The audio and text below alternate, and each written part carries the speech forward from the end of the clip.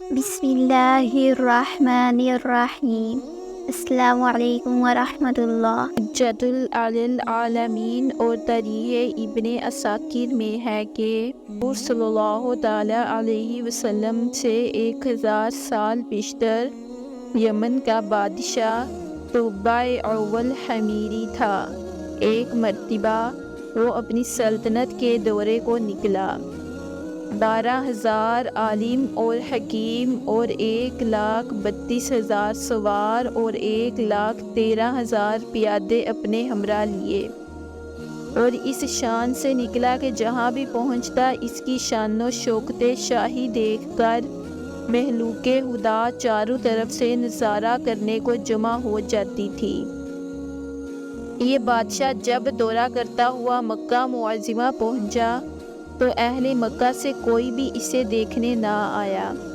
بادشاہ حیران ہوا اور اپنے وزیر اعظم سے اس کی وجہ پوچھی تو اس نے بتایا کہ اس شہر میں ایک گھر ہے جسے بیت اللہ کہتے ہیں، اس کی اور اس کے خادموں کی جو یہاں کے باشندے ہیں تمام لوگ بے حد تعظیم کرتے ہیں، اور جتنا آپ کا لشکر ہے اس سے کہیں زیادہ دور اور نزدیک کے لوگ اس گھر کی زیارت کو آتے ہیں اور یہاں کے باشندوں کی خدمت کر کے چلے جاتے ہیں، پھر آپ کا لشکر ان کے خیال میں کیوں آئے؟ یہ سن کر بادشاہ کو بہت غصہ آیا اور قسم کھا کر کہنے لگا کہ میں اس گھر کو کھدوا دوں گا اور یہاں کے باشندوں کو قتل کروا دوں گا۔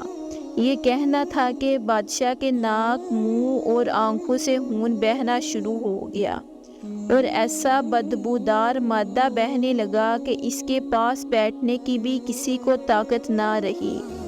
اس مرض کا علاج کیا گیا مگر افاقہ نہ ہوا۔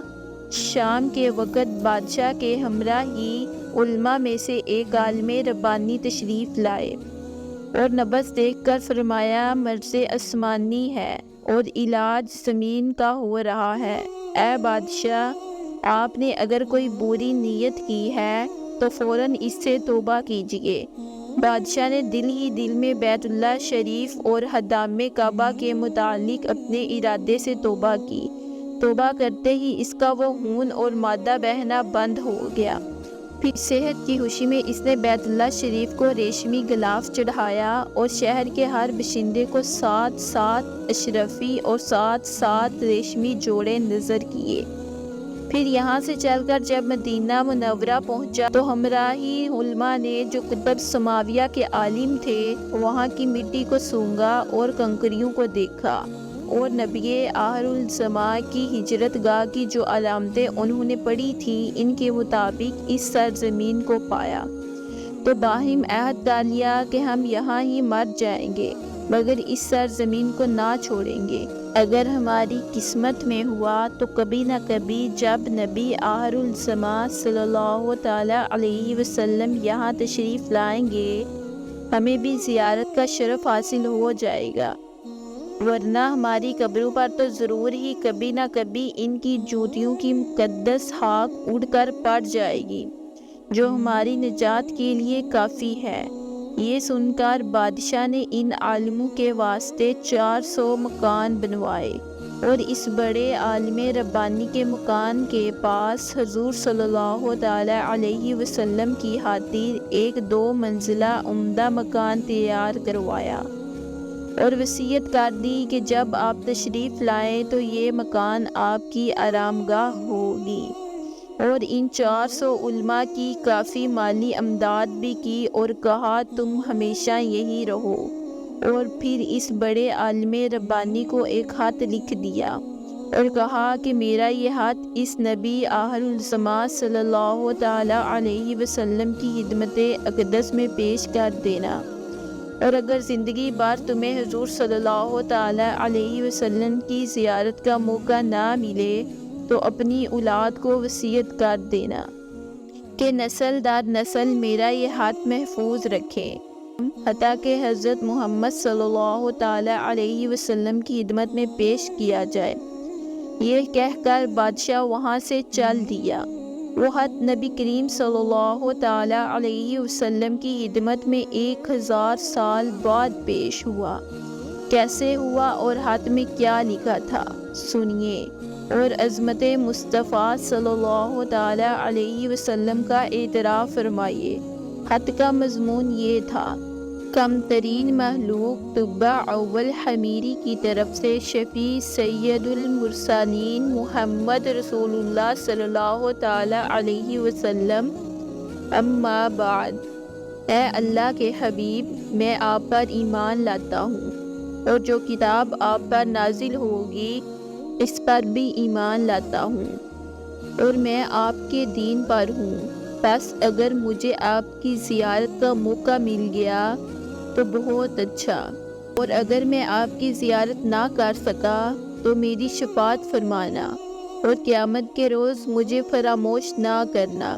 میں آپ کی پہلی امت میں سے ہوں اور آپ کے ساتھ آپ کی آمد سے پہلے ہی بیعت کرتا ہوں۔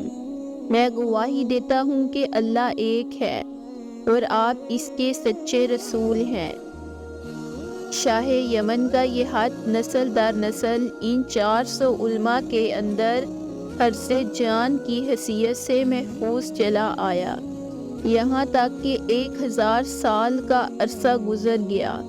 ان علماء کی اولاد اس کثرت سے بڑھی کہ مدینہ کی آبادی میں کئی گنا اضافہ ہو گیا، اور یہ خط دست بدست مائع وصیت کے اس بڑے عالم ربانی کی اولاد میں سے حضرت ابو ایوب انصاری رضی اللہ تعالیٰ عنہ کے پاس پہنچا، اور آپ نے وہ خط اپنے غلام خاص ابو لیلہ کی تحویل میں رکھا۔ اور جب حضور صلی اللہ تعالیٰ علیہ وسلم مکہ معظمہ سے ہجرت فرما کر مدینہ منورہ پہنچے اور مدینہ منورہ کی الوداعی گھاٹی کی گھاٹیوں سے آپ کی اونٹنی نمودار ہوئی، اور مدینہ کے خوش نصیب لوگ محبوب خدا کا استقبال کرنے کو جوک در جوک آ رہے تھے، اور کوئی اپنے مکانوں کو سجا رہا تھا تو کوئی گلیوں اور سڑکوں کو صاف کر رہا تھا، کوئی دعوت کا انتظام کر رہا تھا، اور سب یہی اصرار کر رہے تھے کہ حضور صلی اللہ تعالیٰ علیہ وسلم میرے گھر تشریف فرما ہوں۔ حضور صلی اللہ تعالیٰ علیہ وسلم نے فرمایا کہ میری اونٹنی کی نکیل چھوڑ دو، جس گھر میں یہ ٹھہرے گی اور بیٹھ جائے گی وہی میری قیام گاہ ہوگی۔ چنانچہ جو 2 منزلہ مکان شاہ یمن طبع نے حضور صلی اللہ تعالیٰ علیہ وسلم کی خاطر بنوایا تھا، وہ اس وقت حضرت ابو ایوب انصاری رضی اللہ تعالیٰ عنہ کی تحویل میں تھا۔ اسی میں حضور صلی اللہ تعالیٰ علیہ وسلم کی اونٹنی جا کر ٹھہر گئی۔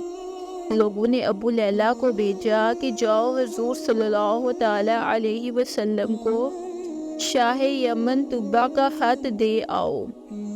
جب ابو لیلہ حاضر ہوا تو حضور صلی اللہ تعالیٰ علیہ وسلم نے اسے دیکھتے ہی فرمایا، تو ابو لیلہ ہے؟ یہ سن کر ابو لیلہ حیران ہو گیا۔ حضور صلی اللہ تعالیٰ علیہ وسلم نے پھر فرمایا، میں محمد رسول اللہ صلی اللہ تعالیٰ علیہ وسلم ہوں۔ شاہ یمن کا جو میرا خط تمہارے پاس ہے لاؤ، وہ مجھے دو۔ چنانچہ ابو لیلہ نے وہ خط دیا، اور اس کو حضور صلی اللہ تعالیٰ علیہ وسلم نے پڑھ کر فرمایا، صالح بھائی طبع کو آفرین و شاباش ہے۔ میزان الادیان صفحہ نمبر 171۔